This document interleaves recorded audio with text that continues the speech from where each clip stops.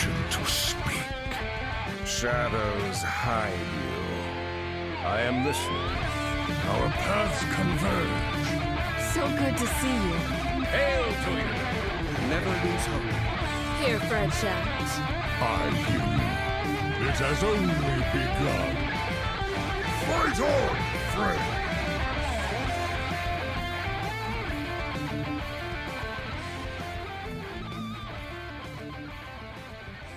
Welcome to episode 495 of Concede, a Hearthstone podcast dedicated to making the competitive side of the game more accessible to you. It is Thursday, May 1st, 2025 in the evening. Coming to you from Numbergun, Ohio, it's me, Edelweiss. From Northern Massachusetts, we have Wicked Good. Hi. From Teldrassil, California, we have Megasa. Hello. And from all around the world, we have you, dear listeners. This week's episode is brought to you by our producers, Number Theory, Crash, Beef Squatch, David P., Jeremy T., Bottle Caps, Grumpy Monk, The Burger Club, Kirk Regan, Grizzly Bear, May, SSJ5 Goku, and NY Kiwi. And by our patrons of the week, The Doctors, Link, and Fudoki. You can go to patreon.com/coinconcede to get perks like a thank you at the top of the show, early access to new episodes, one-on-one coaching sessions, and help support the show in the process. If you would like to support the show but cannot do so monetarily, please consider leaving us a 5-star review on your podcast feed of choice, as it always helps other people find the show. So, first, Megasa, you have an announcement for us? Yes, so we have the next Coin Concede listener series will be starting up right when we have the launch of the mini set. So we will open up signups on Monday, May 5th, Cinco de Mayo, and we will have the actual listener series start on May 12th, although you won't actually be playing matches until after the mini set launches. We just start to match people on the 12th. Our theme is Grinders of the World Tree, courtesy of Wicked Good, the title there. And as usual, it is a best of 3 conquest. You play 1 match per week, flexibly scheduled with your opponent. Everyone is welcome. It's a really fun time. We have a couple of people, including World 8, who might potentially stream some matches if you would like, totally optional. If you play in the series, so that's an option as well. And yeah, we have a good time. So I will put the link in the show notes. You can also go into our Discord or to our website in order to get the signups for that. Cool. Well, yeah, do you want to just go on into your life and ladder? All right, so I was frustrated with Rogue last week, and so then I tried playing other stuff again, and it still wasn't working very well. And I tried playing some Arena, and just didn't get offered Priest, and everyone else had Imbue Priest, and it turns out that's a lot better in Arena than on Ladder, because just mana that's given back to you for a card that's likely to be just as good as whatever you drafted every turn for a lot of value turns out to be pretty good in Arena.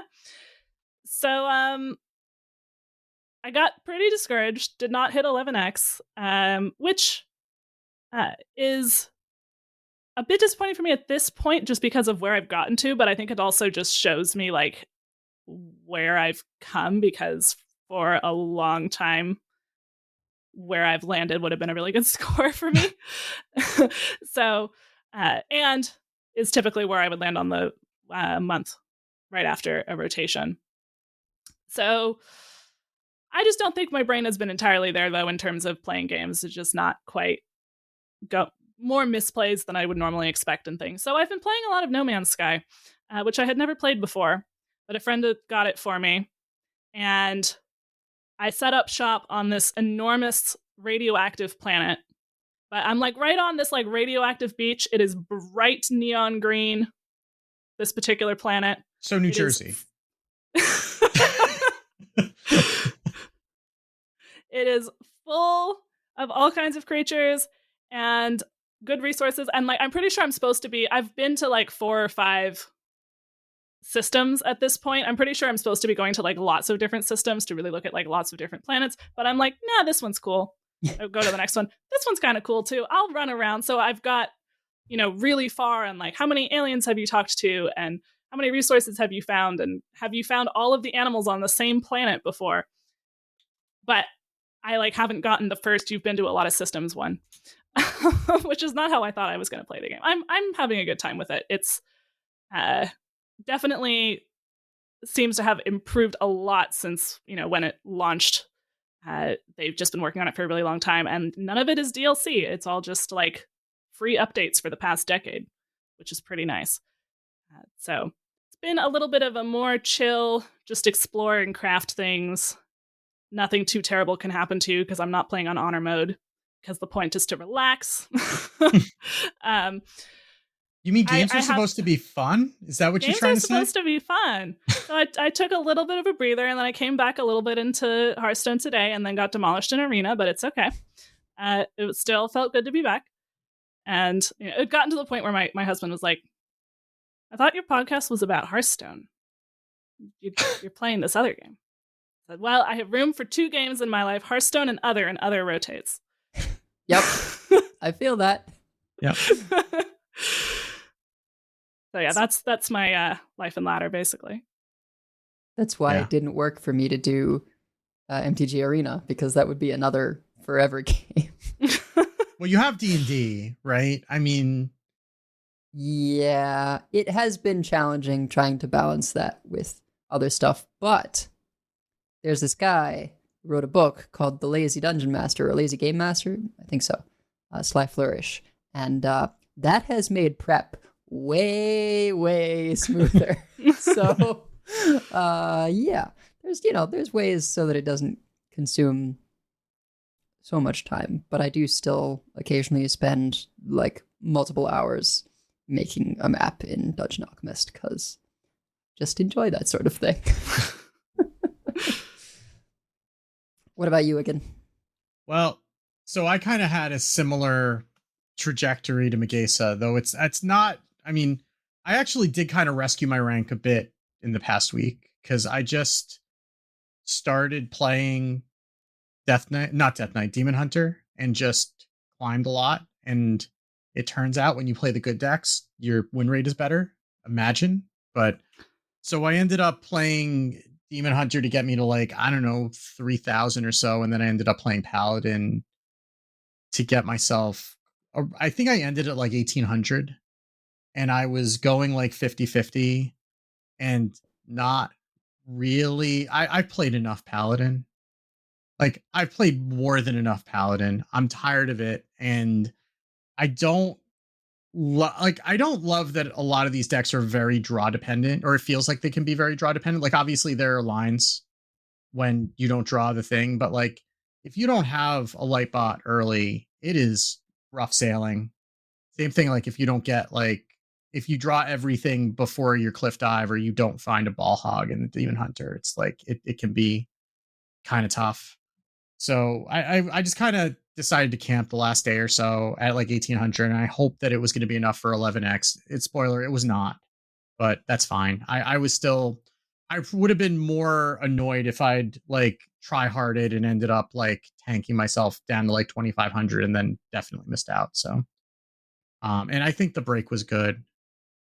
So I played a little bit today, and I've started to climb today, and I'll probably kind of take it slow the next couple weeks because like there's only so much you can play these 3 decks. Well, it's 2 decks because I refuse to play the rogue because I don't understand what I'm doing. But basically the Demon Knight, the Demon Hunter, or the Paladin, and like there's only so much. I mean, I can jam those, but I have my Steam Deck on the train to the office, and I can't play Hearthstone on the train because there's like no internet connectivity. And I had been playing Assassin's Creed Shadows, which is very good, by the way. Except that it ended up needing an update, and I was on the train, and that wasn't happening. Yep. So I'm like, well, what else do I have installed that I haven't really played through yet? So I fired up Final Fantasy VI. Oh man. Yeah. Throwback. Because my daughter's been on me to play it, and also they've got the new Magic set that's one of the decks that's coming out from the new Magic set, and I've never played it. Like, I missed the whole Super Nintendo like RPG thing. Like, I played the first Final Fantasy, and then that was really it. Like, I played Final Fantasy VII Remake, but I never played the original, or like I tried to and it didn't get very far. But as long as you have I mean, at least for me, because what was always frustrating about those games is I would get horribly lost, which is also, side note, that'll convince me to try Expedition 33 this week. And that is a game that has no map and no compass and no, and I knew this going in. This is not Edel's fault, because I can see her starting to protest already. This is not her fault. I looked it up. I saw that and I said, let me try it because it's on Game Pass anyway. And I liked it a lot until I spent 2 hours literally wandering in circles and then gave up on it and uninstalled. I forgot you had it on Game Pass. I was going to say, hold on.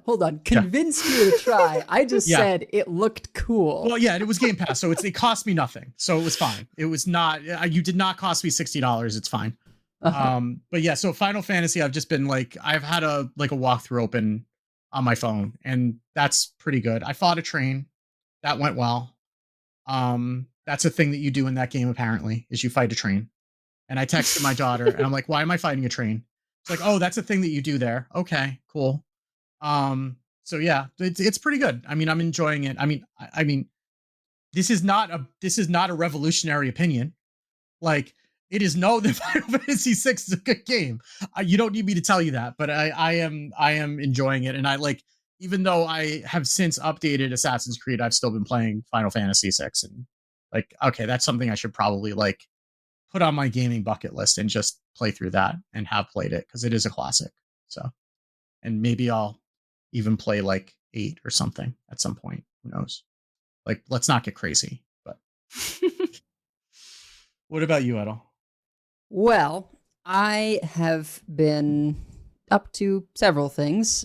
I've been poring over a system of tabletop RPG called Shadow of the Weird Wizard, which is created by Robert Schwalb, one of the early guys who worked on D&D. He made Shadow of the Demon Lord first, and some people were like, this system's great. This world is grim as all get out. Can you do something less dark? And so Shadow of the Weird Wizard is his fantasy take. And it's you start with a novice path, which is your iconic rogue, priest, mage, fighter, or what you can choose from. And then any of those 4 paths can become any of the expert paths, of which there are quite a few. There's, for each of those 4 archetypes, there's then 10, 20 expert paths, I forget.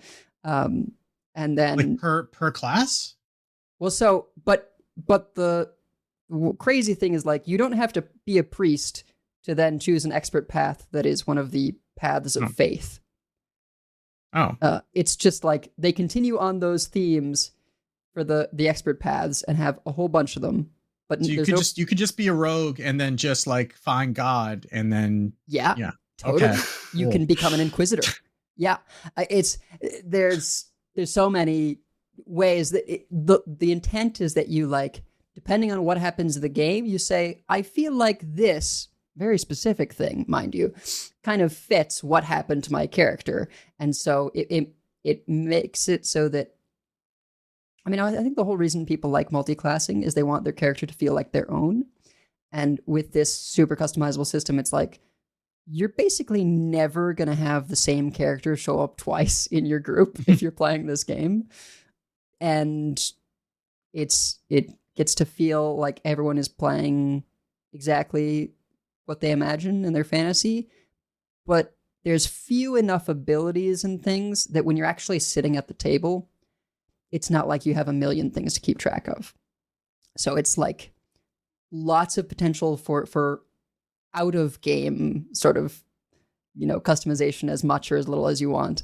And then you're sitting out on the table and it's not overwhelming. So really interested in trying that system. I've also been playing Lies of P. Which my brother got me into. There was sort of, sometimes we do a convince each other to play exchange. So he's playing Horizon Zero Dawn Remastered, and I'm playing Lies of P. And it feels like playing Dark Souls, truly, which is, there's not a lot of Souls-likes that actually successfully do that. in terms of both gameplay and story, and Liza P captures it very well. I'm a little bummed that I'm playing it after the nerf, because apparently it was brutally challenging on release. And well, maybe they'll do like a classic version and then give that back to you. I don't think so. I don't think so.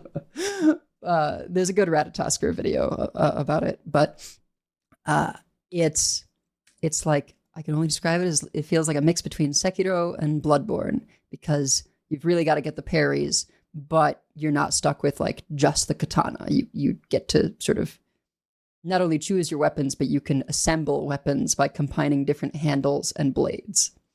So that sounds just fiddly enough for you. Right? Yeah. I mean, look, Sekiro is still my favorite, but it is cool to get to try a bunch of different weapons. I mean, that's what I like about Elden Ring. I still have to play Bloodborne, but at any rate, that's my non-Hearthstone stuff. My Hearthstone stuff is I played the Ashmain Rogue that we covered last week, and it's the only thing that I kind of like did well with and enjoyed playing, but largely I was just sort of doing quests while I occupied myself with the other things, because in addition to poring over rules, I'm still DMing 2 campaigns. So, as one does. Yeah. Yeah. All right. Well, I mean, then why don't we, because we have a whole mini set to talk about, because we said in the last episode, oh boy, I hope they announce the mini set so we have something to talk about. And boy, did the monkey's paw curl when that happened. So we have an entire mini set to talk about in Decksplanations, but we have a little bit of news to talk about first. So let us do that. Gadgets and Gazette always gets the scoop. So, like I said, we have a mini set. We will talk about it in Decksplanations. There are other things to talk about that we're going to talk about first. So we do have known issues from the patch that came out on Tuesday. So they did all of the announcements on Monday, like all of the announcements over the course of a day, which was kind of overwhelming, even for people like us who are, used to this kind of thing. But regardless, so that happened. And then we got the patch on Tuesday. But in case you're wondering, by the way, why they did that, part of it is the compressed patch schedule, that because they had the mini set and Battlegrounds all in the same patch, but they didn't want to release both Constructed and Battlegrounds at the same time just to not have them stepping on each other. That's why they ended up doing that release, because if they didn't do that, then the cards would still be in the client and everyone would see them anyway. So they may as well do the reveals like that. But they also had a limited time window where they could do it, where they weren't competing with all the Battlegrounds hype, and the Battlegrounds hype was really the focus of that patch. So it seemed to be, at least. So that's why they did it, in case you were wondering. I wouldn't expect them to do necessarily like that again. But, and because I have seen a couple of people saying, well, why the hell did they reveal all the cards and then not let us play with them for 2 more weeks? Well, the reason is because they were in the same patch as Battlegrounds, and that's not normal. So this is a weird patch rotation. We'll deal with it. But we do have some known issues that did come out of this patch. The important ones are sometimes Cliff Dive can destroy minions from the deck. That seems like something you should be aware of. I don't know what causes that necessarily, but it sure can. So you do want to be aware of that. Also, Cliff Dive both giveth and taketh away, because Cliff Dive can also return a dead minion back to deck.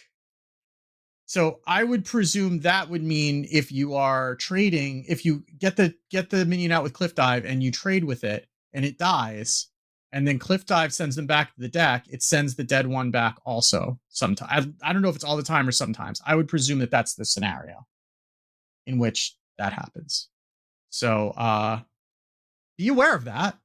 They also importantly, they also changed the Briar Spawn Drake interaction with Cliff Dive. We talked about that last week. So that's something else to be aware of, that now those should trigger in the order in which you would want them to if you are putting if you're putting the dragon in your cliff dive deck, it's triggering in the order in which you would want them to trigger. So just be aware of that, particularly with cliff dive. One other one is that corpse explosion can end prematurely. You never want that. That sounds like a bad time. They're not necessarily going to say what the conditions are for something like this when it's in known issues, because they don't want people to necessarily exploit it. Though I guess this is not the kind of thing you can exploit. It's more play around. So I don't know how you could keep that from happening, but that's a thing that you probably want to be aware of if you're playing Death Knight as well. It could also be, if it's a note that they may not have, when they put this up, fully isolated exactly when it happens and when it doesn't, right? Like Right. They might know, like, it happened in this situation, but what causes it might either be too complicated to explain in a line or not fully confirmed yet. So yeah. Also, Aspect's Embrace, which is that's the Shaman Imbue spell that restores 4 health, draws a card, and imbues your hero power. It currently does 2 of those things, but not all 3. It does not draw you a card. That was a buff that they made in one of the last balance patches. That is something that they'll fix. It must have reverted back to an older version or something like that. So, and also there is a reminder in these patch notes that, as we said, Embers of the World Tree will launch on May 13th, again, because of the weird timing. But normally the mini sets are live with the patch. This is an exception, so they're not, unless you're going to Arena, in which they're live in Arena. So also, one other thing to be aware of is that on iOS, the game can crash, or I don't know if it's can or does, if it does all the time. It just says crashes upon purchasing card packs with gold in the shop. So if you need to buy packs with gold, you probably want to do that on a computer. That's an annoying thing, but they'll fix that. They want you to be able to use your gold. So that'll be fixed soon too. So other cosmetic things, there are a bunch of battlegrounds bugs, as one would expect with a major new battlegrounds patch.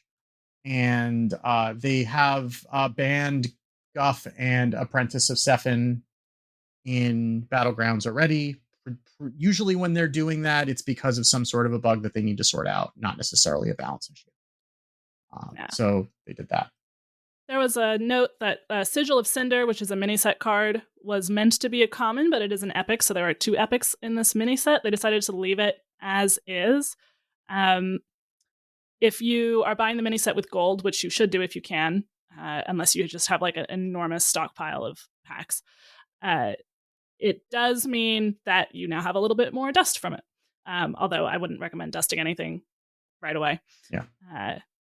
So I guess it was just decided it would be more of a problem to change than to leave as it was.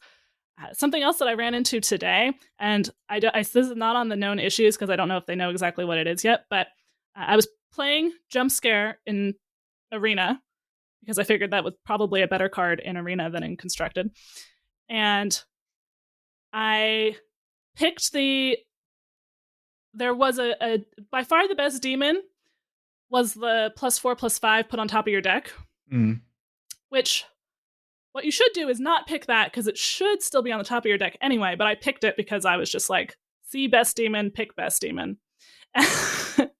But what happened, and what it probably shouldn't be what happens, but we don't know exactly what it should be happening, but I didn't draw any demons because it like put it on top and then it like shuffled 2 more into my deck, so I didn't draw any. It put it on top first and then it shuffled. That appears to be what happened. I don't think that's necessarily what is supposed to happen. Yeah, probably not. But that might actually be how it shouldn't work that way, but it might be just like because it does make sense, right? Because if it's doing the dark gift first and then putting it on top of the deck, and then the second sentence is shuffle your deck, then it's doing the whole first action, then the whole second action, and that's what happens. But that sucks that it happens. So it may be working as designed, but it sucks how it's working out. You know. So, I don't want to say this as like a for certain we know that this is how it's supposed to work or not, but just a PSA, if you're playing Jump Scare and you see the +4/+5, pick something else. Yeah. Just to be safe. And you should see the +4/+5 on top of your deck anyway, although it might be bugged. Yeah. It seems like Sweet Dreams is causing find out. It seems like that Sweet Dreams Dark Gift is causing a bunch of things because like there are not a lot of effects in Hearthstone that put something on top of your deck. There's like a handful, and this is by far the most played of those because all of those cards that do that suck.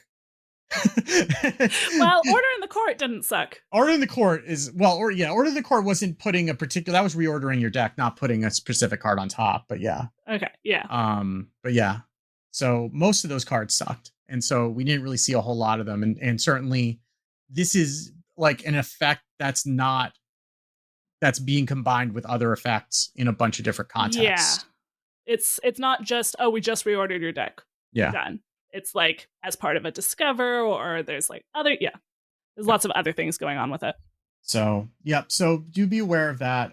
There are a number of other known issues you can read through. There's a fair number of them, but not a lot of them cosmetic or Battlegrounds related. So we're not going to go through all of those in detail. But we also do have a number of things that have been added to the shop this past week. Obviously, the Battleground Season Pass. If you're playing Battlegrounds, you probably ought to pick that up. It gives you the extra 2 heroes and the extra rerolls and all the cosmetics, and it's $15. So if you're playing Battlegrounds enough to care, probably should just go pick that up. There are a number of Paragon bundles that have been coming into the shop. So first of all, you can get the original Kerrigan hero portrait, the same one that was offered during StarCraft. 2 of each of the Zerg class packs plus the Kerrigan portrait for $60 or 6,000 runestones. That is, again, good for Death Knight, Demon Hunter, Hunter, and Warlock. So if you're playing any of those classes and you want Kerrigan, go ahead and get it. There's also an Arachnid Kerrigan bundle, which is an alt art of the Kerrigan portrait that is also $60 or 6,000 runestones with the same 4 packs. Or you can get a Mythic Kerrigan mega bundle that has just both of those portraits for $90 or 9,000 runestones, but no packs. So is it just cosmetically different, or are the emotes different? I did not invest the money to find out. Well, you can check emotes without buying it, though. I'm honestly not sure. It's something that I think if you're interested enough to spend that money, I think it's probably worth doing your research before you do that to see. I mean, but it is, and I don't know if the animations are different, even if the emotes are the same, right? So I don't know if you can necessarily, you should be able to see that in the preview, but. Yeah, it does say in the Hearthstone Top Decks link, it says including all the card packs. It just doesn't show it in the store. Oh yeah, it does. That's true. It does have the packs. Yeah, that's the description has the packs, but the image does not. So you're actually getting 4 of each class pack. So you're getting all the packs from both of them and it's costing you $10 less. Now, what I don't know is if you already owned one, can you do that and get some sort of, like if you try to buy the Steam bundle and you already have one of the games and you get a discount on it? Like, I don't know if that's a thing or not. Probably not. But. Probably not. Yeah. I think, like, if you didn't have the first one and you got both of them, it's basically like buy one, get one half off. Sure. Right? But I would honestly feel a little bad if, like, I had gotten the first one and then this comes out and I'm like, shoot, I like that better, but I don't want to do that a second time. Right? Or if you thought that you got it because you didn't think there would be another Kerrigan. Yeah. Right? I mean, they don't look that different. It's basically Kerrigan and goth makeup is really what it looks like. Yeah, so, I do like it better. Yeah, okay. So yeah, and she has the same, I would guess the animations are the same because it's the exact same stance. Mm-hmm. Yeah. As I do like the aesthetic of the Kerrigan and even more goth than the original. But yes, definitely check out the preview if you're interested to see about the voice lines and the animations and all of that.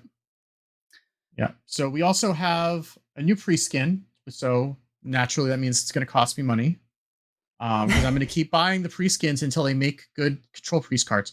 So Kyrian Whitemane is the new hero, new pre-skin that comes with 5 priest class packs for $10 or 1,000 runestones. There's also a Shade of Akama shaman portrait, also 5 class packs for $10 or 1,000 runestones. You can buy the signature Ceaseless Expanse for 3,000 runestones. Now, the image that's in here does not have a button to be able to buy with money, which is interesting. I can't see this because I already have a signature Ceaseless Expanse. So I wasn't able to confirm this, but it looks like you can, at least from this image that's in the Hearthstone Top Decks article, you can only buy it with runestones, which is, unusual for cosmetics. Same thing for Nightmare Lord Xavius. There, you can buy the signature of that as well for the 3,000 runestones. That's from Into the Emerald Dream. You can also buy a bundle with both of them, just the signatures for 5,000 runestones. So again, save $10 or $10 worth of Blizzard bucks on those. You can also, if you are looking forward to the new arena season that is going to start, or the new arena mode that's going to be in the next patch, you can repurchase a bundle of 11 tavern tickets, and each one gets you 1 arena entry for $20 or 2,000 runestones. Those, I believe, are like $1.50 a piece. I don't think I've ever bought a tavern ticket with money. I think they're $2, so this gives you an extra 1. Okay, yeah. So, yeah, that would make sense. That's how math works. That's much better than if it was $1.50. You can also buy a mega bundle with 25 tavern tickets for $40 or 4,000 runestones. And if you don't want to use those for, I don't know if you would buy these for any other reason, but if you don't use all of those on arena runs, you can also use those for, assuming they do another pre-release brawl for the next expansion, you'll be able to use those for that as well. Yeah, so that's it for news, except for the news of all the cards that they revealed all in one shot. Not that we're bitter. so let's go and talk about those.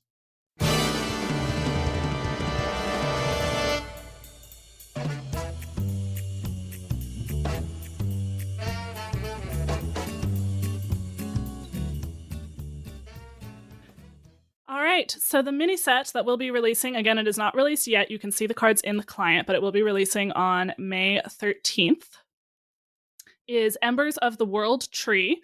And we saw all of the cards. Now, instead of trying to go through and talk about all of the cards for all of the classes in one episode, we have skipped straight to our superlatives. I'm sure we'll also mention other cards while we're talking about these ones. So we have mostly the same categories as last time, although we switched it up slightly. So we have card you can't wait to play with, card you're scared of, card you want to be good but isn't, card you think is over or underrated, and our new category, card you just wanted to talk about, instead of card you don't understand, because we all kind of had cards that we were just like, I just want to say something about this. Normally we'd like shoehorn it in somewhere, just like, I want to talk about this card, so I'm going to figure out where to put it. Right. And sometimes things are straightforward. We could put a card we don't understand in this category, right? But I feel like there's not always cards that we don't understand. We've had mini sets where we had to reach. Yeah. Right. Yeah. Mini sets in particular. Yes. There's a category we often had to reach, or that just felt like, now we're just saying, this card seems bad. Why is this card bad? So and a lot of times, when we're doing for the actual sets, we don't understand them until we do theory crafting, and then we get it. Right. So that's it's something that it's been a little bit more awkward lately, and we just figure we don't need an excuse. We just sometimes we just want to talk about cards, so we'll just stop making excuses and just make a category for it. So there we are. Yes. There we are. So we'll get to that one at the end, but we will start with card you can't wait to play with. So the card that I can't wait to play with, I almost put this for a card that you're scared of, actually, but then I decided I want to be the one who's doing it. Um, so, and I'm happy if we have another class with a big damaging thing to do, and that is Tending Dragonkin. Tending Dragonkin is a hunter dragon, 3 mana, 3/2, battle cry, copy the lowest cost beast in your hand. So you copy your king plush, or you could, I suppose, play, and apparently this card is amazing in Arena already, which is not surprising at all, the new big 8 mana, 5/8 elemental beast Magma Hound. Rush after this attacks a minion and survives. Deal this minion's attack damage split among all enemies. Yeah, that seems good. Yeah. Seems pretty good when you've imbued it, and so it doesn't cost very much, and its attack is crazy. And then you get 2 of them for not very much, with because you wait until you've imbued, then you Tending Dragonkin to copy it. Then you've got 2 big boys that you can potentially even put out on the same turn together. So I definitely expect to lose to this. Yeah. But I was a little sad that we didn't see more Imbue Hunter, but it feels kind of like once it got refined, it wasn't too far off. So I think this might help push it over the edge a little bit. Because it just like doubles your damage that you're getting, which when there are things running around, even though it's not one of our top 3 classes, I'm still running it into a lot of Warlocks, a lot of Death Knights. You need to have a lot of top end, a high damage ceiling. Even the Protoss mages, you need a high damage ceiling in this format if you're going to be a burst deck. And so Tending Dragonkin definitely helps with that, I think. Yeah, I'm so nervous about the multiple huge king crushes. Yeah. I mean, you have to hit it, right? So, like, sometimes you don't hit it. What? How do you not hit it? It's the only beast except for the imbue beasts in the deck. No, but yeah, but you're running the imbue beasts, right? And sometimes you don't. Sometimes you do miss it. Yeah, but if you miss it, then you play that for free and like you hit it next turn. Well, yeah, but that still costs you a turn, right? Sometimes that one turn is the difference. So, and sometimes you have it imbued enough that it takes you 2 turns to get it to the point where it's going to be cheap enough that you can play it with whatever else you're doing. I guess it's just that like this card will either double the speed at which they can do, the 30 damage they need to kill you, or double the damage such that they will kill, a slower deck that can get above 30 life. And also, if they know they need to worry about Dirty Rat, then they can do it before the kill turn so that they have a backup. Yeah. Yeah. Well, I mean, and part of why I put this for a card you can't wait to play with, I am afraid about that a little bit, but I put this partly for a card you can't wait to play with because I get so frustrated when I feel like inevitability isn't allowed to exist. And I feel like it's important that there be counters to, and it's not that these decks are unbeatable right now or have crazy win rates, but I get frustrated when it's like, well, having the strategy of just sit here and gain armor until turn 27 must be a good strategy or it's terrible. I'm like, there can be a deck that just kills you, I think. And I don't think it'll just kill you twice as fast. There are plenty of decks that just kill you. No, but I mean that just kill you no matter how much armor you gain. As an armor enjoyer, I can assure you that there are plenty of decks where I run into. I'm like, oh, I'm never beating this. It doesn't matter. Like, we don't need another one. We're good. We got plenty of those. We'll see. One thing is, I don't think the Tending Dragonkin makes it super much. I don't think it makes it much faster. I think it makes it a higher cap because you still have to have it be the cheapest beast in your hand. I don't think you're going to get it imbued, your hero power imbued enough, and you've hit King Plush enough that you're going on an earlier turn. You're just doing more damage when you go. If you've done all that, yeah, you deserve to win. Like, yeah, because the game's gone on long enough. Because Tending Dragonkin costs 3 itself. It copies it in the state that it was when you played Tending Dragonkin. So unless you're trying to preempt a Dirty Rat, you're waiting until the last second to play it. And my impression from when I was playing Imbue Hunter was that usually the bottleneck was mana, not attack on your King Plush, unless you were facing a big armory deck. I guess, but like you get it to 0 pretty quickly, right? Like if it's gained 9 attack, then it is free. Yeah, but it takes a while for it to gain 9 attack because it takes a while for you to imbue your hero power enough. And you have to draw it. Yeah, I guess. You have to draw it, you have to have your beasts that are imbue beasts out first. Like, there's a reason why it's not a meta deck. I guess is what I'm saying.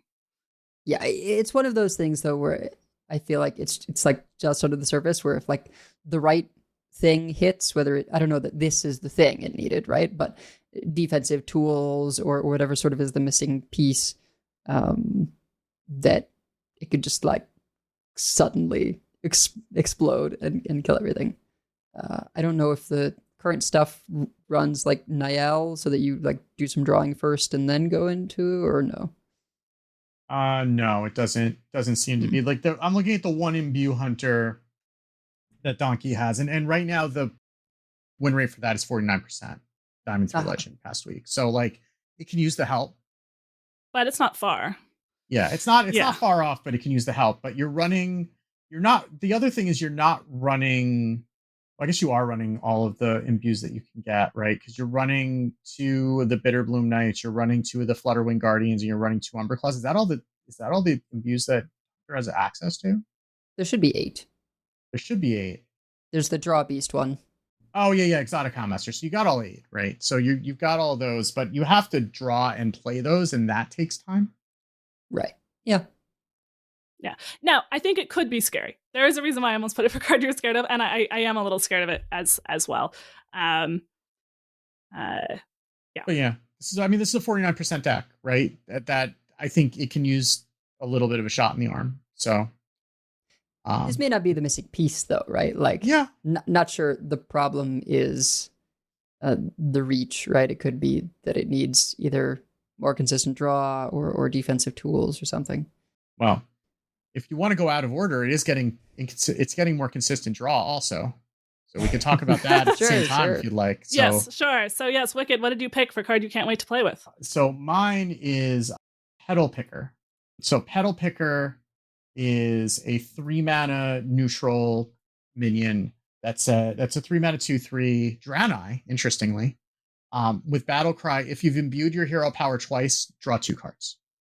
So let's give the imbue classes Arcane Intellect. We talked about this over and over again when we were before they nerfed all the StarCraft cards, right? That giving Arcane Intellect to an archetype or a series of archetypes is a way to incentivize people to play them. Mm-hmm. If you are helping with the card draw, then that is something that those decks could take advantage of. I am under no delusions that this is going to make Imbue Priest playable, but it can't hurt, right? If you are giving Priest card draw, I am interested, right? And I don't know if this is enough, but like imbuing twice, if you're going all in on imbue, if you're not doing the paladin thing, right? Like this is not for like Shanty Paladin or Drunk Paladin, where you're running the 2 Aegises and that's all you're doing. Then you're not running this. But if you're running all 8 of your available imbue cards, then you're probably going to imbue by like turn 4 or 5, and then you'll fit this in along with probably a hero power. And that's reasonable. Again, I don't know if this is enough, but it can't hurt. And it might be something that like Imbue Druid would be interested in, because I did sometimes playing Imbue Druid run out of stuff a little bit. You generate a bunch of spells, but you don't actually have a ton of card draw. Although we'll get to Druid and card draw in a sec.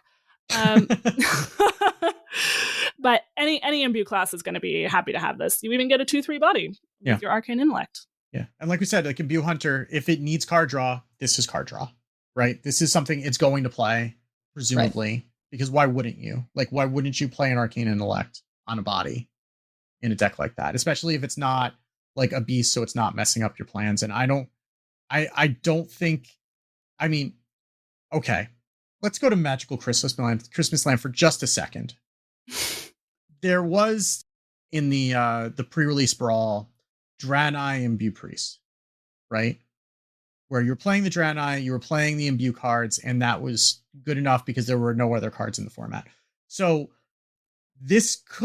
maybe this is something where you could try to make that work with some of the Draenei stuff where you're getting, you run get a copy of the last Draenei you played, and then you get this along with maybe a couple of other of the good Draenei. Maybe you run like the one that's giving all the bonus effects, or you run there's like the taunt that draws that gives you holy spells. Maybe you're running that, right? Like there are options here. I think the fact that they put a Draenei tag on this is interesting. I don't know what to make of it, but there are implications for it having that tag. Yeah. I mean, we were playing a Draenei Imbue Priest in the pre-release brawl. Now, obviously, that is a very different format, but it worked together better than we were expecting. So it's at least worth trying and baiting Wicked with. Yeah. I'm always happy when things have a minion type, right? Just because it leaves potential for menagerie stuff. Maybe something like the menagerie mage that you had thought of initially in Megasa, right? Like, the Imbue Menagerie Mage. Because you've always got undead from the wisps, and then this is a Draenei, and there's other, and it's just like it's the kind of thing where it's not like a must kill minion, so it might stick just cuz, and then landing Menagerie Jug is just so many stats if you get the full +9/+9. And that deck really needed draw. That was actually the biggest problem with it.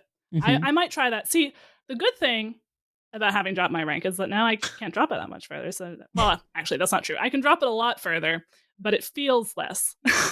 Although, on the other hand, it's going to take me a lot longer to go from D5 to legend. It feels less until you do it too much, and then it feels a lot more once you get to the point. I can tell you, I've been at the point where you only get like 30 ranks for a win, and that's when it stops getting polite and starts getting real. But so yes, experiment responsibly is all I'm saying. See if people will play friendly with me. Anyhow, Edel, what was the card that you can't wait to play with?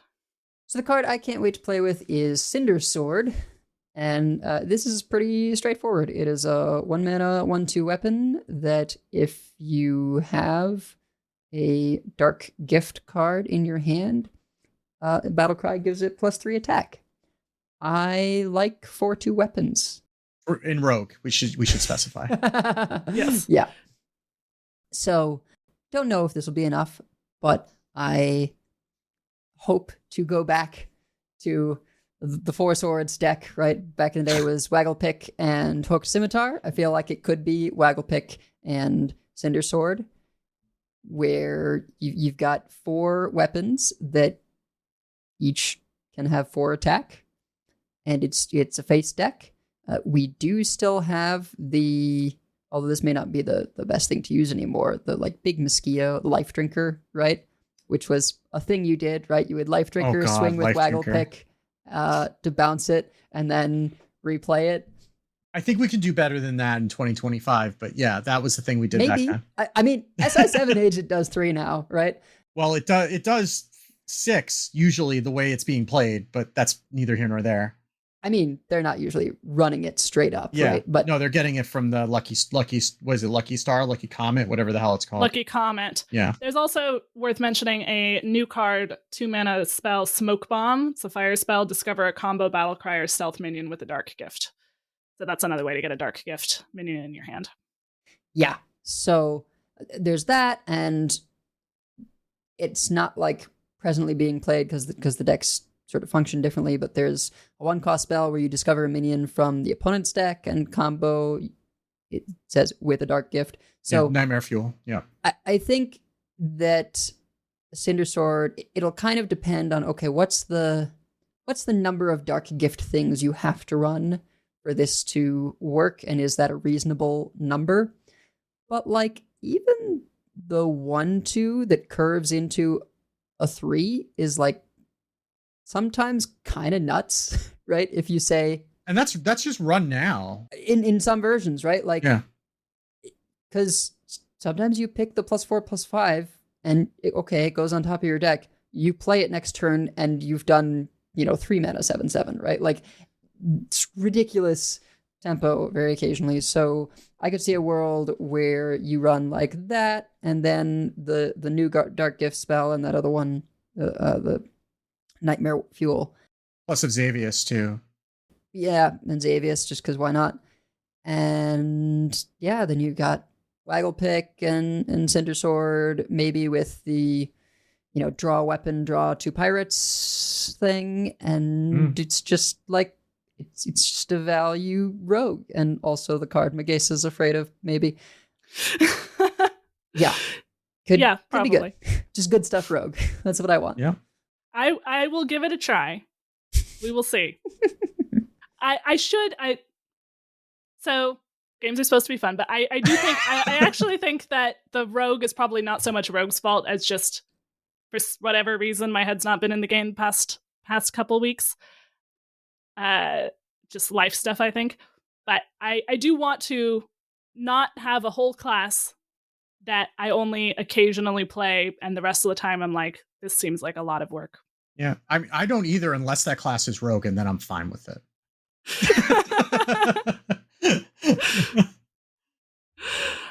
Well, last time, and obviously it can be hard to evaluate things when we've only had really a few weeks to play with these cards, but with the expansion launch, the card that I couldn't wait to play with was Illusory Greenwing, which I definitely had a good time playing with, but I'm surprised that it's kind of gone away at this point. I really thought that card was just going to be absolutely everywhere. I'm sure it will come back. I am sure. And it is in Zarimi Priest. You just don't see as much of that. If you read Reddit, it is everywhere. Because Reddit is still complaining about Zarimi Priest on the regular. So, yeah. I suppose, yeah. So that is the what Imbue Hunter may become, is the complain on Reddit forevermore. Last time, Edel picked Hideous Husk as card she couldn't wait to play with. And Wicked picked Tyrande. And I did. I played with it. It worked. All right. Wicked and Edel picked the same card to be scared of and are objectively correct, but I picked a different one to be hipster. Yeah. So Amir Drasil, aka Eventual Infestation. It is a 4-mana, 3 durability location. For Druid. For Druid, because of course it is. That states, summon a 1-cost minion, gain 1 armor, draw 1 card, refresh 1 mana crystal. Improves each use. So all those 1s become 2s and then become 3s. And the first time when you play it, it's going to be whatever. And then the next 2 times, it's going to be gross. Because just getting a 2 mana and then a 3 mana refresh and drawing 2 or 3 cards and getting some armor and a minion just for funsies is, that sure is a Druid card. Even the turn that you play it, it cost 3, it summoned you a minion, it drew you a card. Yeah, well, and it gained you an armor, but you don't care. I don't know how I feel about saying that it draws, because like if you're only refreshing 1 mana, like if you're playing it on curve, that sometimes can be harder to use that 1 mana, right? It's not like the dragon who would refresh 4 mana crystals, right? And then that was effectively free. Like that's a different discussion than like if it's just refreshing 1. Like you have to be able to do something with that 1 mana, which if you're playing it on curve, you might not be able to. But the next 2 are sure gonna give you extra mana those turns. That's gonna be free.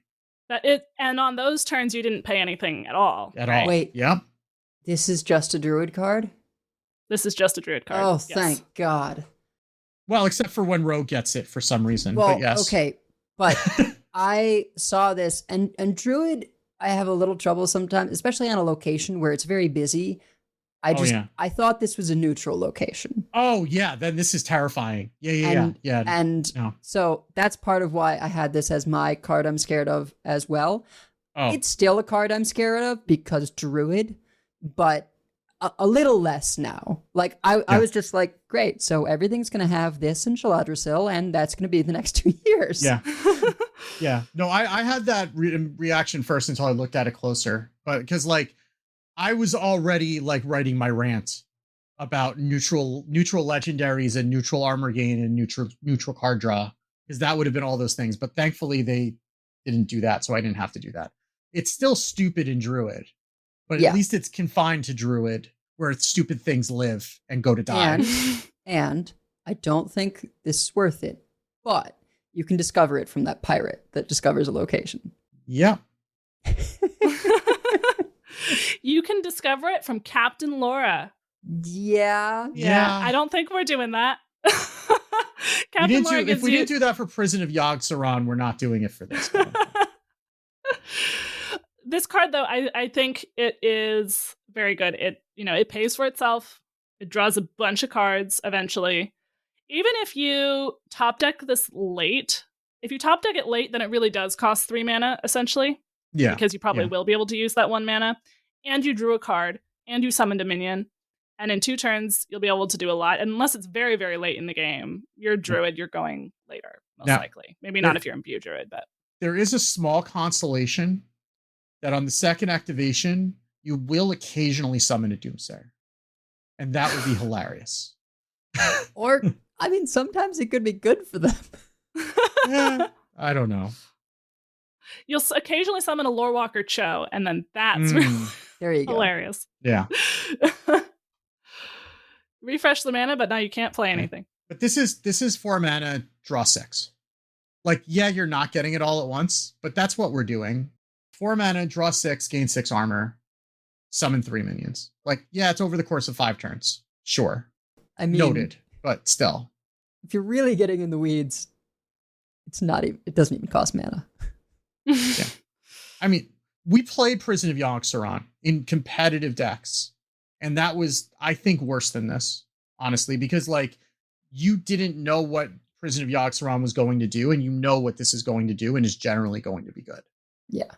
Well, it's going to be one of those cards as well where, I mean, the games where you get it on curve are just gonna be gross.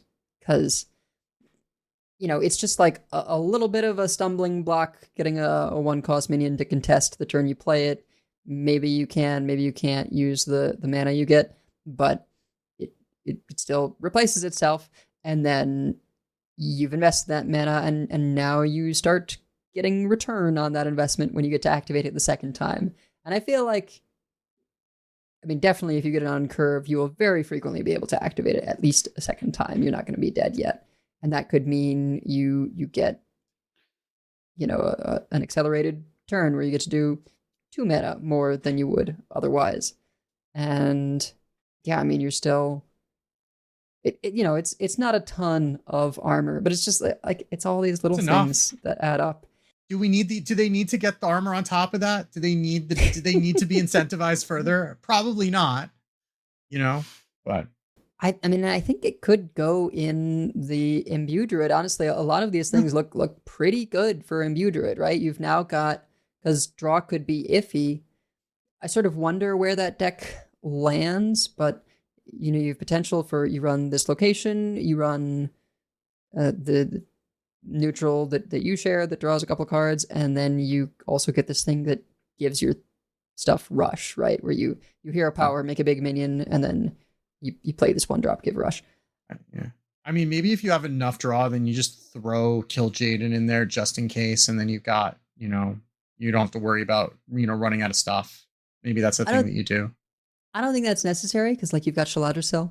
Like you've got stuff that generates stuff. It's just that sometimes, since you don't have draw, if you don't generate draw, like you end up sort of running out. I mean, what happens is that you just end up like, sometimes against like a control deck, you'll just end up in this spot where you're just like pressing your hero power and it just doesn't do anything. And you need like at least like a little bit more to get you over the line. Right. But maybe. Yeah. And to not be fatiguing also at that point.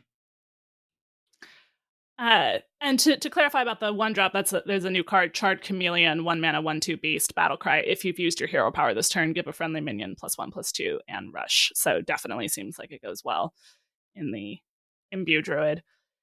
Honestly, that's really powerful to give one of your big things a little bit of extra. Like, there was a lot of times I'd be playing that deck, and like if I had been able to give my big guy rush, I wouldn't have died. You know? Yeah. I mean, being able to turn like a 15/15 into a removal spell is good. That is a good thing. Yeah. Yes, that sticks around after.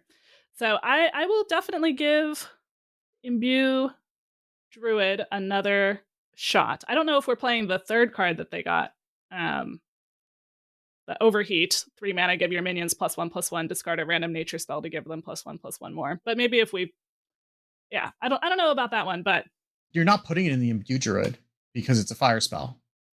Yeah. Oh yeah, you literally cannot. That's true. So you would get it sometimes from like photosynthesis or whatever, and then maybe you would play it. And if you're getting it for free, you play it, but you're definitely never putting it in the Imbue Druid just because like it turns the deck off. So we've already made that mistake once on this podcast in recent weeks. We're not doing it again. Nope. Thank you for saving me. All right. Well, the card that I picked to be scared of is the third rogue card. And I just picked this because I like to play aggro, and this thing is never going to leave the board ever and just contest board against me forevermore. It is a 4-mana 2/2 elemental, Ever-Burning Phoenix. It costs 1 less for each card you've played this turn. Death Rattle, return this to your hand. Now, rogues don't always play 4 cards every turn, but it does kind of feel like that from the opposing side. I honestly think this is a really cool card, like having a card that costs less for all the cards you played this turn. It's rewarding you from playing turns, but it's not like an Edwin, right? It's not like a crazy, you just are incentivized to play 20 cards in a turn to get the biggest Draka weapon or the biggest Edwin ever. It's just a reward for sort of consistently playing a lot of cards and cycling. So I think it's very cool and very roguey. And I will never get it off the board ever. So this is more of I am personally afraid of this card. Well, if they ever give Priest any sort of like a silence again, then we'll be set. But that's not it. That's not the case right now. Nice. And I do think this might go in. It might go in something like the Ashman Rogue, or just we have a lot of sort of more tempo-y rogues right now, and this seems like it would go well in that. Just lots of lots of little minions. You could have a really gross, coin, Harbinger, Step, Harbinger, also Ever-Burning Phoenix, just because you can. Because you played 4 cards this turn. I'm already annoyed. Yep. So that's why I put it for card you're scared of. Okay. All right, so last time, for cards that we're scared of, I think we did pretty well here. Wicked good, you picked Ursel. Yep. Took a minute, but we got there. Took a minute, but we got there. Edel picked Fell Hunter and Fell Bat, not only for the armor Demon Hunter, but also for Ball Hog. And we are seeing now some of the Fell Hunter, or the 7-cost one, showing up too in lists that are trying to go more greedy. And I picked Twisted Web Weaver because I was a little worried about tempo-y rogues drawing a bunch. There we go. All right, for card that you want to be good, but isn't, Wicked and I both picked priest cards. Yeah. I mean, I where my head's at lately, so yeah. Yeah. So I picked Smoldering Ascent, which there's a couple cards that work a little bit like this. Smoldering Ascent is a 2-mana fire spell. It says deal 1 damage to all enemy minions, upgrades each turn, but discards after 3. Oh yeah, I specifically didn't pick this because I didn't want to be so negative, and you did me a favor by picking it anyway. But you go ahead because, yeah. Yeah. So obviously, if you do it on exactly the turn when it does 3 to all enemy minions, that's a good rate. 2 mana, deal 3. Although we have a number of deal 3 AoEs in Priest for 1 more mana. Sorry, let me rephrase. We have Hot Coals in Priest for 1 more mana that can do 3 damage across. So it would be nice if this was consistently could do 3. And we did play things like Malted Magma, sometimes even 2 mana, deal 1 AoE in some metas has been enough, although I don't know this meta would be that meta. But the fact that I feel like it's just never going to be the amount of damage that you want it to be. And you're also going to be worried about, like, if you don't get a chance to play it, you're just, like, down a card. Yeah. And you don't want to be baited into playing it just because it's going to discard. I don't hate this fire. So this is kind of like a theme for the whole mini set, right? This fire mechanic where you have fire spells that upgrade every turn, and then after 3 turns, it'll discard itself. It'll burn itself away, right? And It's kind of cool like flavor-wise. Yeah, it's like burn down or immolate in the past, where you've had that kind of same mechanic, and now you're putting it on these cards that get progressively more powerful, but you need to play them before they go away. And it's a cool idea. For a control tool, it is terrible, because whenever you're using a control tool, like when you're using removal, it's only going to have certain windows where it is useful. And if you are not getting card advantage off of a control tool, then it is actively putting you behind. And this is a control tool that is, you have a window to play it, and you're forced to play it in that period of time before it goes away. So it is going to affect your other plays if you want to get value out of it, or you're basically just going to have put a card in your deck that disappears, which is just objectively bad. Like, there are other ones that, like, will draw 1 and then it upgrades. And so if you wait long enough, then you can draw 3. And as long as you're making room in your hand, you'll get that value. Right. And that's a lot more reasonable.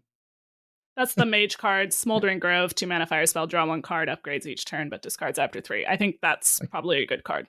Like I know that they really just don't want to give Priest a good clear. I get it. I've figured it out. Like, I'm good. I wish they would just not give bad clears if that's what they're going to do. Like, yeah. I guess the only way that this would be useful is, like, sometimes you'd pick it off of a discover. Like, you could get, like, I guess if you get this, well, even in Imbue Priest, it's actually extra awful, because then it's just like a malted magma, right? That's it. It's a malted magma that doesn't give you the extra copies if you get it from Imbue Priest. And then it's just like, well, what are you doing with that 1 damage to the board?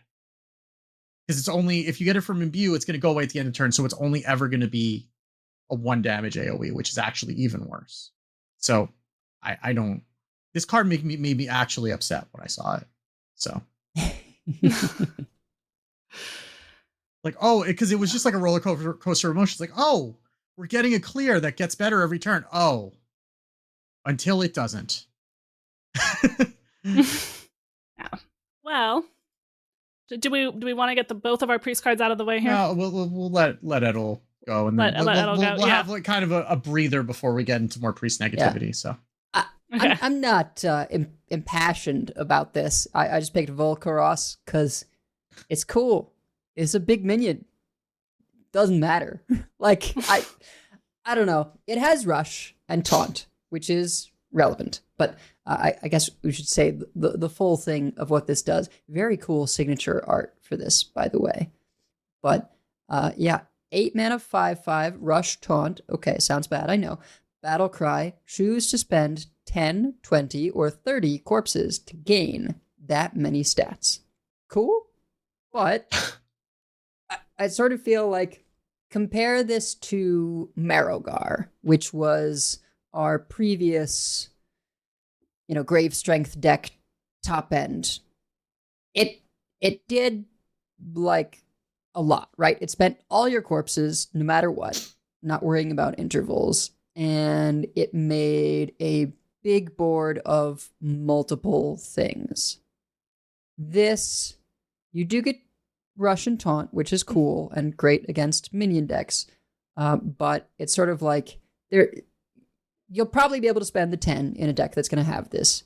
You might be able to spend the 20, and 30 is probably a stretch, sort of, unless things have, like, really gone long. And it's maybe sort of like, Wild you could. Yeah, maybe, but if you ever get the 30, you're probably playing against something that will just kill it. Yeah. And so it really feels like it depends on if you can have 10 on curve for a 15/15 Rush Taunt, which is, like, good, but not necessarily going to win you the game on the spot. Like, Marrowgar I feel like was a much better, do you have a clear? If not, you die. And I feel like it is easier to have sort of damage agnostic single target removal than it sometimes is for clears. I don't know, or like they're already spending like wide board clears on your stuff in, say, a Grave Strength deck that you know runs a lot of corpses, that you might put this in as a last ditch effort. And so if they've been using a bunch of board clears, Marigar was great because, like, okay, do you have another one left? Whereas this is, and now here's my one really big minion. And they go, great, I've been sitting on my single target removal this whole time. So I'm going to offer you a couple of counterpoints, right? Uh-huh. One is that this is 2 Unholy, not 3. Yeah. So it's more flexible than Marigar was. I mean, I don't know what we're doing with 2 Unholy right now, but in general, it's slightly more flexible than Marigar was, because Marigar required you to go triple Unholy, where this doesn't. Right now, it doesn't matter. I'm just saying that's like, this is going to be in standard for 2 years, right? So like things are going to change. Also, I've played against enough Tortolas where a 15 health or a 25 health minion does just end the game effectively. I mean, yeah, this doesn't have elusive, but against certain decks, it does.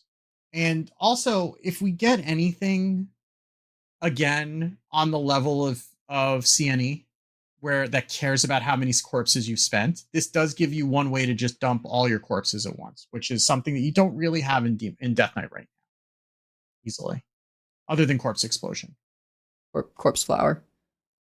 Yeah, well, that was a card I forgot that existed until about 15 seconds ago. Yeah, so. It's the same rune combination. They don't go well together. No, I feel like Corpse Flower in some ways is an underrated card, but no, it doesn't go well with Volcaros. Corpse Flower, for those who have forgotten, is the 0/5 undead. After your opponent summons a minion, spend 2 corpses to deal 3 damage to it. It totally does shut someone down until you run out of corpses. Yeah, but then you run out of corpses. So I'm not trying to convince you that it's good. I'm just saying that it's not it's not terribad. I think. I mean, there's a lot of room to be worse than Lord Marigar, I think, and still be playable. I don't know if it's playable right now, but I don't think it's awful. I think the fact that it's asking you to play 2 Unholy right now when there's not a whole lot of other reasons to play 2 Unholy is probably going to make it hard to play. But maybe there's an Unholy deck out there somehow. I don't know. But I don't know if this is enough to get you there. All right. Well, back to the Priest Grievance Hour. So mine is Light of the New Moon. 3 mana arcane spell. Give a minion +3/+3. Cast 3 spells to return this to your hand when played. Why? Like, I don't. And I know, Megasi, you had cooked up a silly OTK. I don't even want to call it silly. Maybe it's plausible. An OTK with this and Tyrande and a whole bunch of other stuff happening. But I think that, like, my feeling is like, I have what is it? Wish of the New Moon, the one that gets lifesteal if you've played 3 spells before it. Mm-hmm. And I've yet to have that have lifesteal on it ever when I've played it. And I kind of feel like 3 spells is so many that I don't know how many times you're actually going to bounce this. Because, like, if you're in the deck that you're playing this, it's probably mostly minions. Like, how many spells are you playing other than like a Nightshade Tea specifically? Like, how many spells are you playing in a deck that really cares about giving a minion +3/+3 repeatedly? Yeah, I'm trying to. So, I always tend to think about more tempo-y priests, but I think it's a little expensive for a more tempo-y priest, and +3/+3 is a decent amount. And if you're doing it just in a more tempo-y way, you're not repeating it over and over. I'll talk in a second about what that looks like. But yeah, it can be really tough to find 3 spells. I mean, I'm not saying that we would do this, but Light Speed is repeatable. That's a 2 mana, give a minion +1/+2 in rush. Repeatable this turn. If we're going that deep into the tag, then yeah, that's. You do have Orbital Halo, which is free. That helps, right? But, like, even so, like, there's just not that many ways to get more spells right now in Priest to be able to keep juicing this. Yeah. I do have to say, so I'm sure the actual damage cap is higher once you take Ysera into account, because I just did 10 mana here. And there might be a way to do this that's even slightly more, but you do need a certain amount of APM dexterity to do this. So you can get 93 damage. If you have specifically Aviana is active, so you're doing this. There's a fringe deck that's not nearly as unplayable as it seems like it should be, that has the Champions of Azeroth. Oh yeah, we talked about that a couple weeks ago, or last week even, I think. Yeah, so you try to get Antonidas with Champions of Azeroth, and then you have Tyrande, and then you do an OTK that way. So this would be like an alternate to that deck where you use like Parrot Sanctuary to get Aviana out as soon as possible. So if you have Aviana active, you have 2 Light of the New Moons in hand. At least one of them is already active. The other one doesn't have to be all the way yet. And you have Tyrande in hand. Then you play either Artanis or Chrono Boost, and then Tyrande. And then you have 6 Light of the New Moon. Light of the Full Moon is what it's called when it's active. So you have 6 Lights of the New Moon because the first couple add themselves back to your hand, and that's doubled by Tyrande. And each of those is +6/+6. So anyway, you end up with a Zealot that overall has 30 attack, and then you do 2 hallucinations that you got from your Chrono Boost. So you do 90 or 93 if you had Artanis. And if you have Ysera, you can do more shenanigans. It started getting really hard to calculate the optimal set of cards. But like I was sitting there like, I almost want to write a Python script for this. And then I was like, no, I am not doing that. This is not how I'm going to spend my time. But it is a thing that is possible. But it is a bit ambitious in that you have to have a lot set up and you have to have not died while you're getting all your combo pieces set up. So yeah. Also, this is incredibly minor and pedantic, but the fact that it says return on the original one, on the first one, and then when it transforms, it says add a copy of this to your hand, because that's what it should be doing. But like, there's a big difference between adding a copy and returning something to your hand in terms of something like Tyrande. Yeah. And this is me being pedantic and expecting the card to reading the card to explain the card, but that's just, and maybe it's a number of words, like a text box space issue that they have to do that. But those, like, returning and adding a copy to your hand are not the same thing in my brain. And I wouldn't have thought, I was thinking to myself as you were saying that, well, this isn't going to work because it's returning to your hand. But then I saw that, Light of the Full Moon actually does say add a copy. But yeah, it says add a Light of the New Moon to your hand. Yeah. So it would give +6/+6 and add 2 unactivated cards to your hand. Because it's not even returning it, because it's returning a base copy. Now I'm even more annoyed. Yeah. Because it's not returning the full, because if it was returning it to your hand, it would return a copy that would also return it to your hand again, and then it would just go infinite, which would be terrible. I wouldn't want it to work that way, but then it's not returning. Anyway, sorry. I mean, it still costs 3 mana. Like, yeah. Yeah, I mean, we don't play the +1/+2 repeatable this turn rush thing. No. That I just mentioned would allow you to play three spells in a well, turn. I mean, we might if it stayed in your hand after the turn ended, but that's a different discussion. But yeah. So this is I don't know what, if anything, we could do with that, but I did need to mention that there is that kind of silly possibility, and that it could be something to do with Tyrande. Probably, as someone pointed out in the Discord, at that point, don't we just play Zarimi? Yeah, probably. But if we just don't want to play dragons and we just want to play something else, I guess. Anyway, last time, for card that you want to be good but isn't, I picked Imbue Hunter. Well, it is 49%, so, it's technically not good. So, I wrote, to be clear, I think it's good and I want to play it. It's just feeling less scary than I worried it might be. And if anything, that was, underselling it. I think it's close, and I think it might or might not go over the edge with the mini set. Edel, you picked Typhoon as card you want to be good but isn't. I think pretty correct.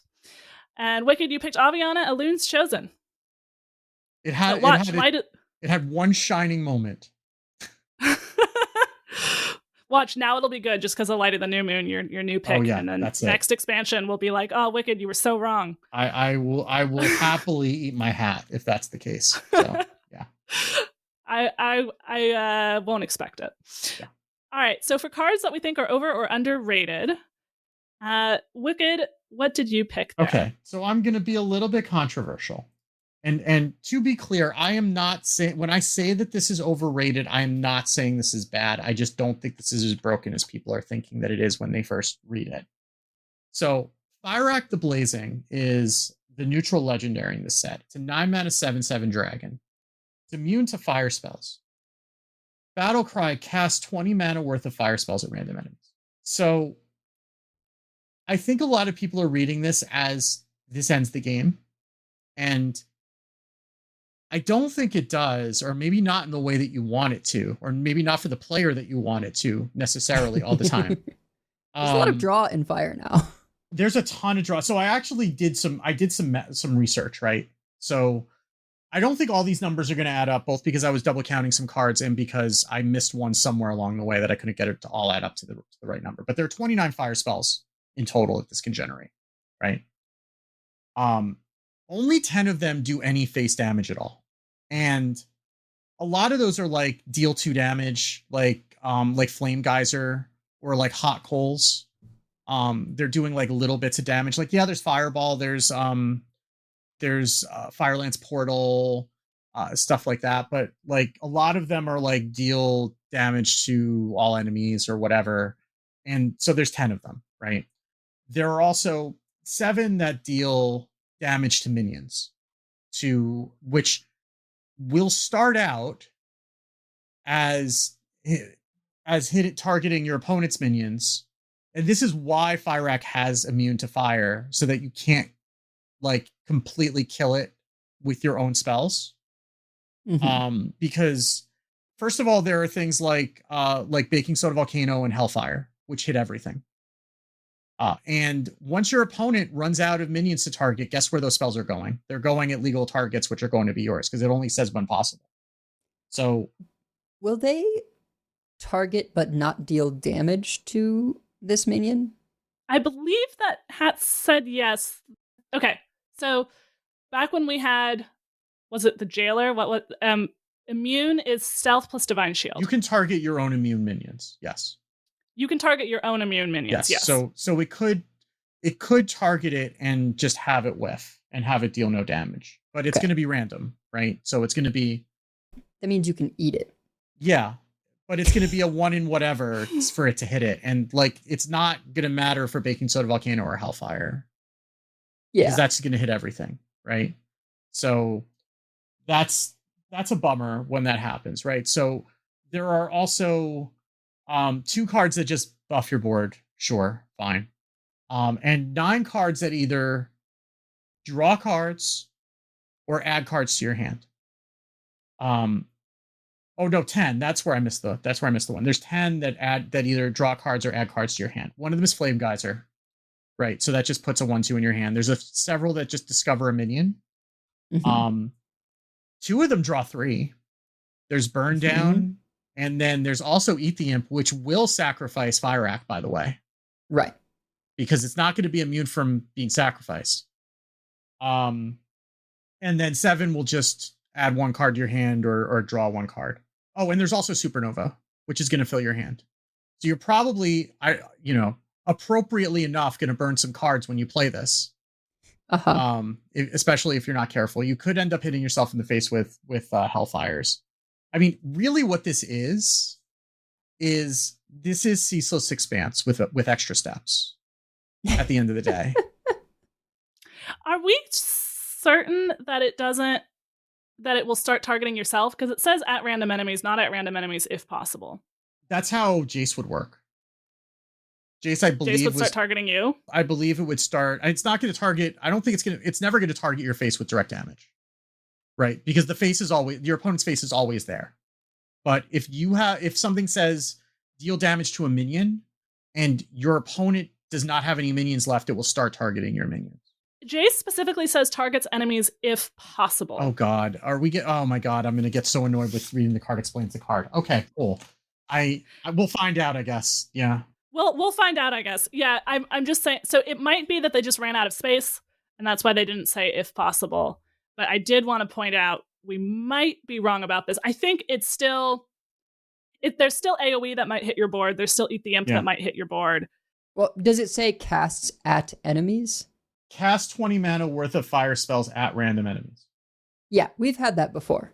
We've had that description of casts at enemies, right? Yeah. So I think that means that it will not directly target you unless it's Eat the Imp. Because there was like the mage thing from Ashes of Outland, right? Right. I don't remember how that worked either. I still have got to believe that it's like if they have no minions and you do, that something that targets minions will hit those minions. But things that target face will never target your own face. Yeah, Rune of the Archmage was the mage one. Your opponent's face is always a valid target. That's just life advice. But unless they have the thing from Shaladrisel. Oh, unless they have immune? Yeah, I guess that's Then so don't play this if your opponent has that out. That's a bad idea. Rune of the Archmage doesn't say, it just says at enemies. So I would imagine it works however Rune of the Archmage worked. Right. I thought it would target your stuff if all your opponent's stuff is dead, but now it's so long that I don't remember, and I'm starting to doubt my memory. But we'll find out when it happens. But in any event, I will try to update you, listener, next week. Yeah, but I think that you should be looking at this less as a finisher and more as a ceaseless expanse that happens to draw you cards, which is not a bad thing, right? I'm not saying that it's bad. I'm just saying that people are expecting this to be 9 mana win the game. And I don't think that's what this is going to be more often than not. And it could end up burning you cards, or if you're really unlucky, could end up killing you in fatigue if you're not careful. Well, totally opposite of that card. Mine is quite reliable. So my pick for underrated is Tindril Sage Swift. I haven't really seen much discussion on this card, but it's quite similar to Pozic, right? Pozic, which added 2 3/3 minions to the opponent's hand, and if they played it, they played it, but if they didn't, then Pozic would die and you would get some 3/3s. The reason I say it's similar is that it forces the opponent to do something they don't want to do, or like it messes with how your opponent thinks about what they do and don't want to do to the minion. And it is also a 4-mana death rattle that will go in every aggressive deck for a time. Because what this is basically like you play it, if you're against another board-based deck, they cannot kill it, right? Unless they're in a unique position where they only have 1 minion left, so they can clear it. It isn't really clearing their board, and then they can start anew. But the fact that it does 4 to all enemies if your opponent is the one who kills it, just it makes it this thing where like you will generally go face with it if you can, and the opponent, if they care about their board at all, is not going to want to kill it. And if the opponent is a control deck, they will kill it, but they're going to take 4, right? And all their stuff is going to take 4. And then very occasionally, maybe you'll be put in a position where you're on the back foot and you have to trade it off yourself. Sorry, I forgot to read it exactly. 4 mana, 4/3, death rattle, deal 1 damage to all enemies. If it's your opponent's turn, deal 4 damage instead. So very occasionally, you may have to just do it yourself because you need that 1 to everything. But I think most times, this is just the like, you play it and you ship it face every turn until the opponent has to deal with it. And it's a death rattle, so you can get it back over and over again in Demon Hunter. So you can do like ball hogs and this, right? And it's your 3rd ball hog to just like make sure you get it happening. And you don't get the lifesteal, but you still get the kill them. Yeah. Yeah, and that goes face. Uh-huh. And I looked at this and I was like, this is kind of an aggro dream because it's just like, I'm just going to go face. You trade with it. And it's hard, as long as you're not completely on the back foot already, it's really hard for people to just not kill off a 4/3 that's going face every turn. Yeah. I almost wish it was a 3/3, just because it would make the decision harder and people would miscalculate and then leave it off. right? Because like when it's, well, I'm going to take 4 damage anyway. Yes, I mean, if you have a board, then it's a little bit harder. But if you don't have a board, like I'm thinking as a control player, well, I'm going to take 4 damage if this hits me, or I'm going to take 4 damage if I kill it. So I may as well just kill it. But if it's like, well, I take less damage if I leave it up, then it can kind of bait an opponent into making the wrong decision and thinking that they're doing a good thing by not killing it off right away. Because the correct decision is almost always to kill this on sight. But people are going to sometimes make the wrong decision, but it's easier to make the right decision when it's the same amount of damage either way. Yeah, I mean, it's just going to lead to these weird spots where it's like, opponent has a board, you drop this on 4, where you were behind, but like, you're still a damage dealing deck, and now you're in this weird race because they have to leave up your 4/3 every turn. Yeah, those races are interesting, I think. Yeah.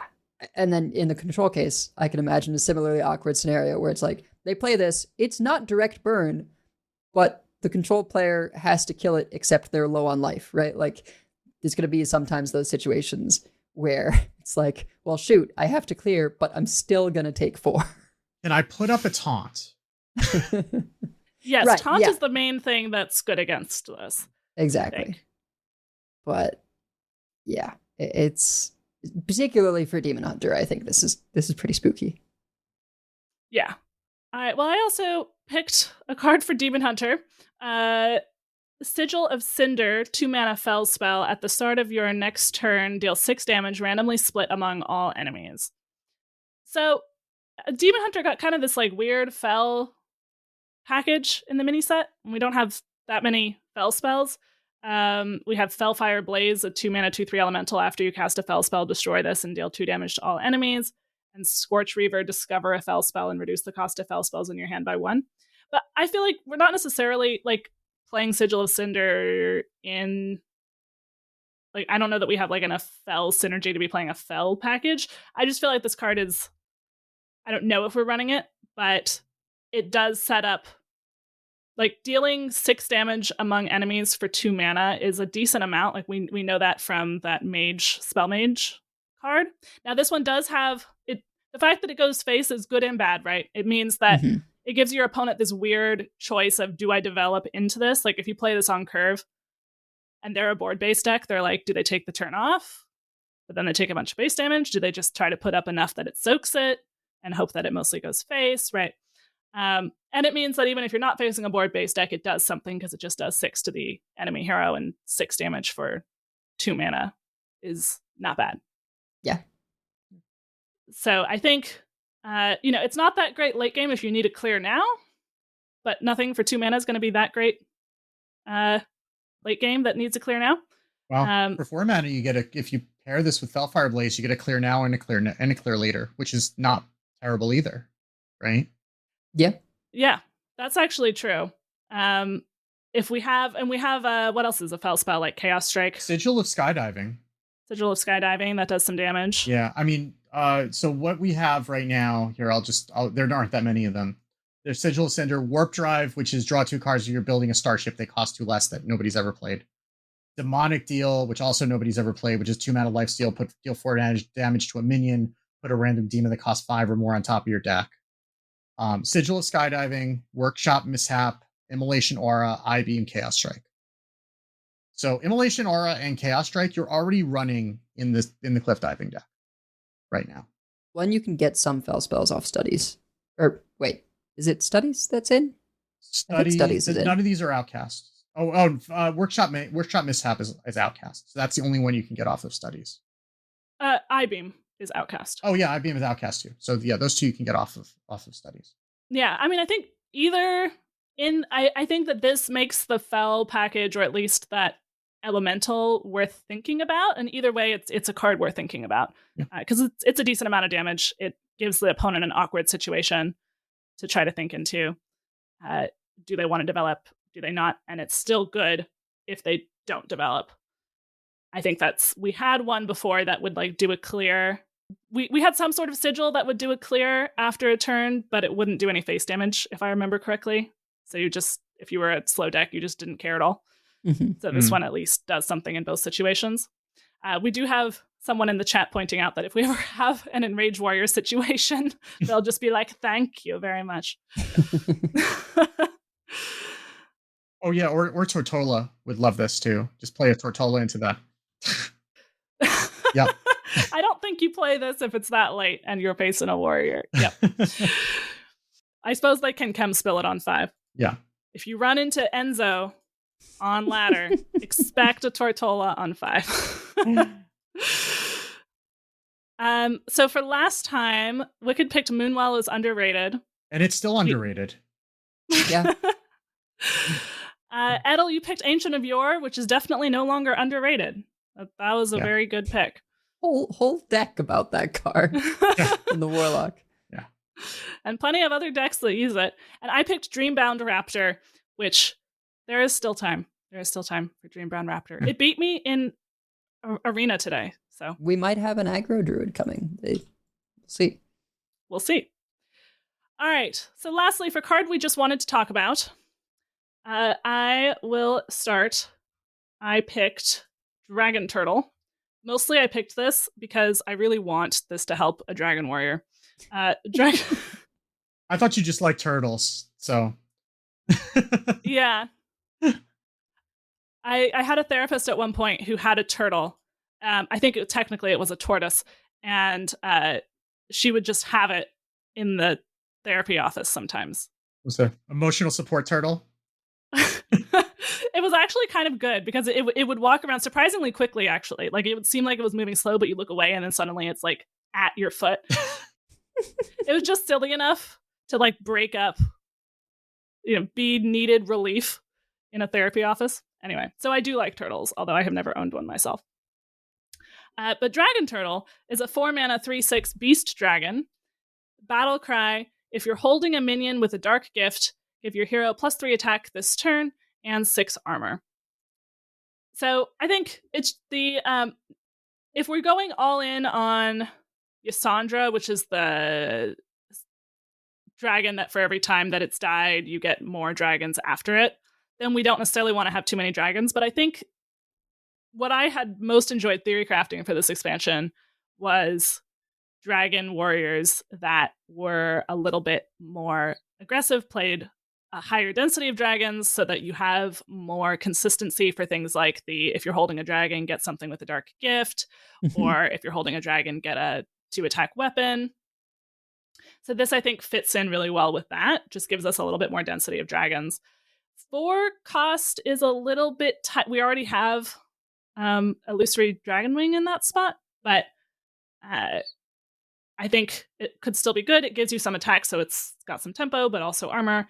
And it's for some reason I almost thought it was taunt, but it gives you armor. Yeah. It is actually kind of bad for the Yasandra deck because it's going to be just a 3/6 in the pool.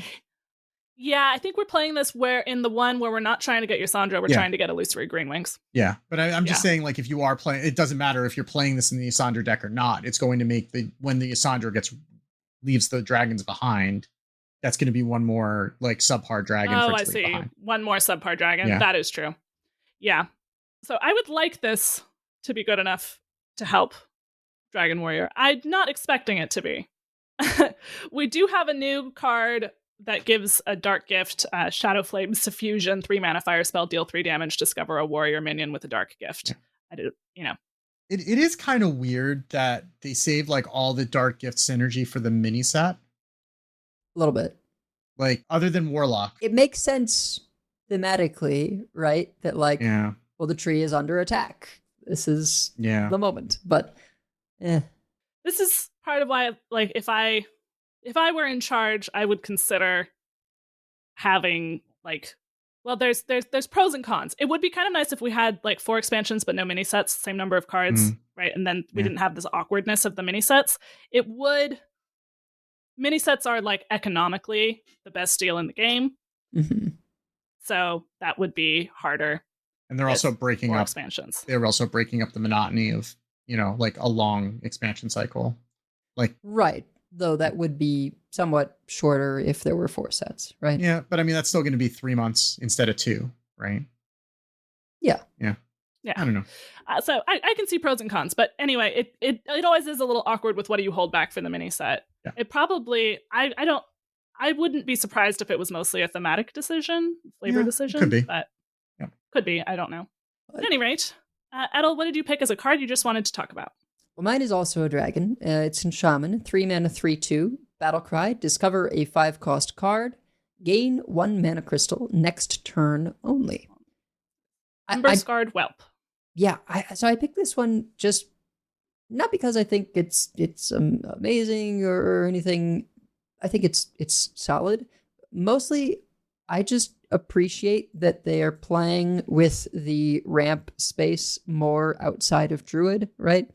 That Warlocks have Fractured Power, that Shaman has this. It's not permanent ramp, but it's kind of cool, the idea of like, hey, you can play this thing because you're going to need that 5 mana clear next turn, right? You're going to need it on turn 4, not on turn 5. And I don't know. I feel like it works really nicely when you get it on curve, and there might be some games where you hold it kind of like, the coin, right? Where there's going to be a turn where you want to get something out just a little bit faster, and this can help you do that.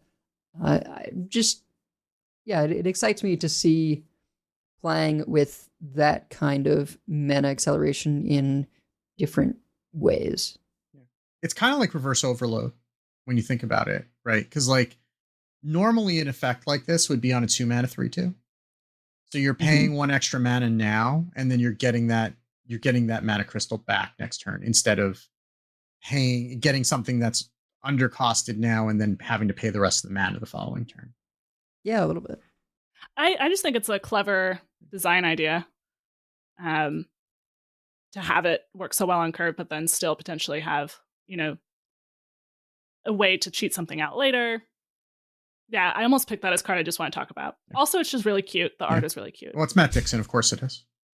This is an adorable little maroon whelp with a teeny little fireball that the whelp looks extremely pleased with themselves for creating. He's burning a flower, and then the flavor text is, "I love you not." All right. And Wicked, what did you pick to wrap us up? So I picked this because we kind of couldn't not talk about it. Because it's by far the weirdest card of the set. I mean, it's the one intentional epic from the set, so it kind of has to be. It's a Kali Flamemancer, which is a 6 mana 4/4. Battle Cry. If every card in your hand is of a different cost, reduce their costs by 2. Makes me nervous. I mean, there sure are ways to do this. I'm not smart enough to figure them out. If I did figure them out, I'm pretty sure I'd manage to mess it up and have a duplicate somewhere in my hand when I did think that I figured it out, because that's what I'm going to do if I were trying to play this.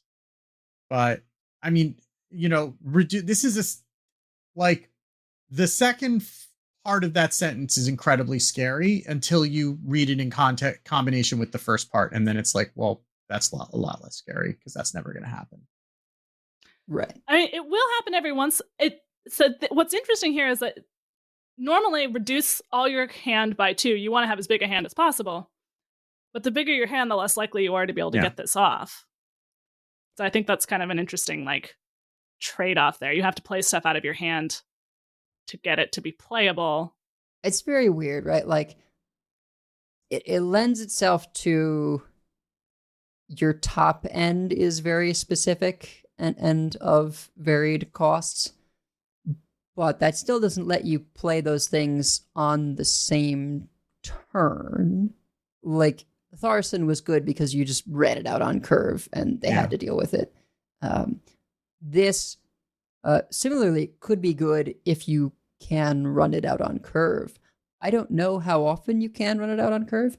I think it is more likely to be run in a deck that is able to somewhat consistently run it out on curve to get some slower things out faster than it is to be run in a combo deck. Because you'd have to have a weirdly specific combo of cards that are like 1, 2, 3, 4 cost. Yeah. Plus, combo decks are not necessarily known for dumping their hand. Right. Like, they're usually the ones that are running the most card draw because they need to find the combo pieces. Yeah. This seems like somehow we're running this because we have multiple situations where it could accelerate our game plan or be helpful, but as a consistent combo, I don't see how you could do it. Unless, like, you had just a few cards, you could dump the other ones and you need just these particular cards in combination, but then you're not doing that too early because you have to dump the other ones beforehand. Yeah. I just know that, like, I would try to play this in Arena, right? I would draft this in Arena, and then I would just consistently keep drawing a second, like, 5, 6, 7, or 8 cost card, right?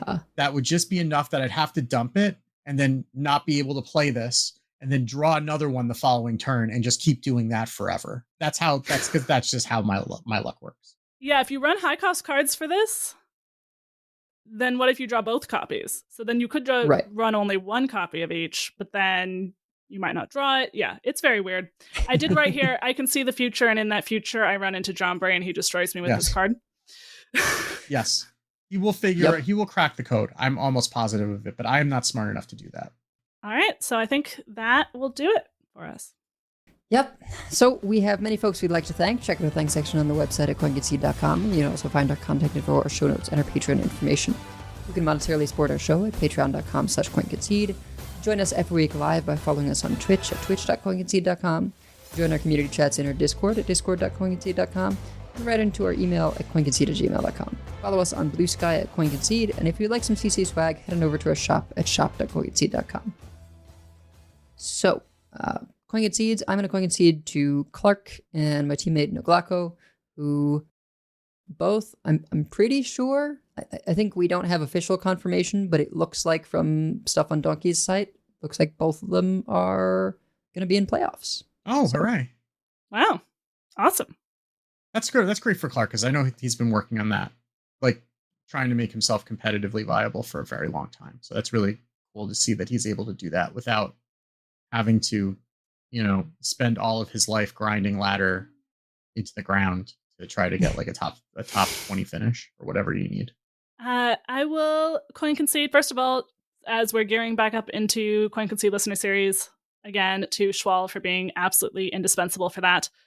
She was saying in the Discord that way back when Cinder was one of the hosts, he was like, Schwal, you are always answering questions before I get to them. So unless you strenuously object, I am making you an admin. And she was like, cool. And the rest is history. And also Coin Concede to Hat for finishing in the top 100, which I'm sure he's not allowed to go to the Masters Tour, but technically he has a point to the Masters Tour. Yeah. Not that he would, even if he could, I'm sure. You can't work for Blizzard and be in the Masters Tour, but it's very cool. It's a very... he really, really clicked with the no slither drunk paladin and just rode that all the way up. I'm surprised not with Rogue. Might have been some Rogue in there too, but I would be surprised if there wasn't some Rogue in there too, but I just know he kept posting screenshots with the slitherless paladin. Although also being Hat, he jumps around. It's not going to play just one deck. Imagine. Well, I'm going to Coin Concede to myself and Maureen for successfully raising a child to adulthood this week. Because my oldest turned 18. She got the letter from the town clerk saying she was registered to vote, in which case all of my remaining hairs turned gray. Yeah, so she turned 18 and we managed to, bring her to, and now she's on her own. We kicked her out of the house. No, we didn't. But it's kind of bizarre realizing we raised an adult, or at least in name. I don't know about, but yeah, it's a weird feeling. I'll tell you, it's a cool feeling, but it's a weird feeling. So, because you have these kids that like just yesterday she was bumping into walls, and and before that she was a toddler, and And now this is this fully grown adult who's going off to college in a couple months, and I'm not getting emotional. No, sir. Anyhow, but that is gonna do it for us for this week. So until next time, keep calm and remember, only you can prevent forest fires. And if you see us on ladder, coin concede. Coin concede. Coin concede.